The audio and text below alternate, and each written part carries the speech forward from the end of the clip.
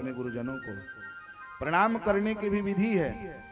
हम लोग क्या करते हैं, आज की स्थिति तो बहुत माने बदलती चली गई। चाहे कितना भी कथा सुना लो या सुन लो, परिवर्तन होने वाला नहीं है। प्रणाम करने से कितना लाभ होता है आप लोग कल्पना नहीं कर सकते।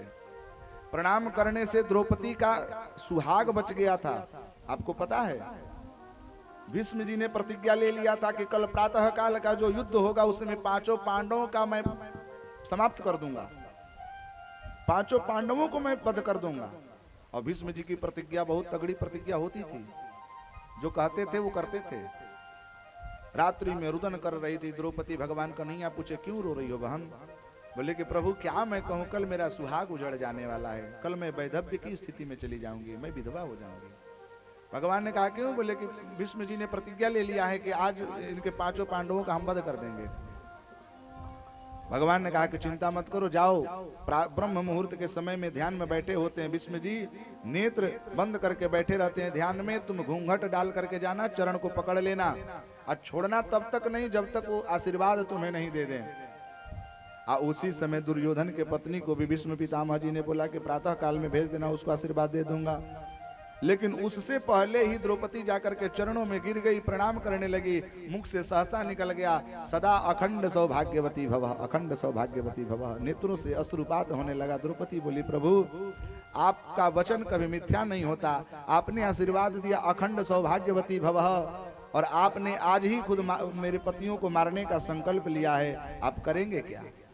या तो मुझे विधवा बना दीजिए या तो अखंड सौभाग्यवती बना दीजिए। बोले कि देखो प्रतिज्ञा से भी बढ़कर के बहुत बड़ा आशीर्वाद होता है, और मेरे वाणी से जब जो आशीर्वाद निकल गया है, तूने जो प्रणाम किया है, तो जाओ, मैं तुम्हारे पांचों पांडवों का वध नहीं करूंगा, अपितु उन्हीं के द्वारा मेरा वध होगा। ये प्रणाम करने की पद्धति है। अब प्रणाम करने की पद्धति है कि दायां हाथ से दायां पैर, बायां हाथ से बायां पैर, ऐसे करके प्रणाम किया जाता है। दायां हाथ से दायां का स्पर्श हो, बायां से बायां हाथ का स्पर्श हो। लेकिन अब प्रणाम तो दूर से ही कहते हैं बाबा दंडवत।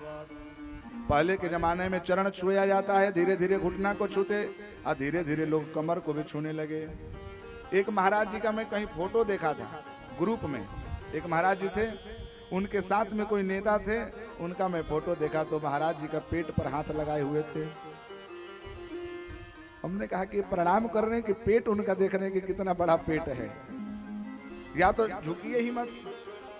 एक संत कहते थे कि कमर में जो हम लोगों का दर्द प्रारंभ होता है वो झुकने के कारण, हम झुकते ही नहीं किसी के शरण में, झुकना ही छोड़ दिया।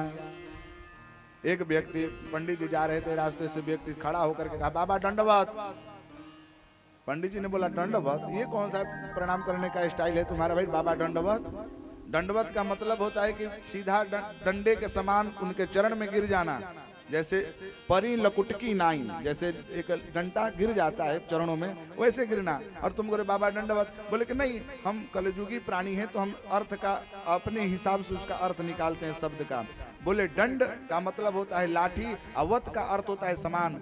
डंडा जिस प्रकार से खड़ा रहता है उसी प्रकार से खड़ा होकर के प्रणाम करना चाहिए, बाबा दंडवत। ये गलत बात है।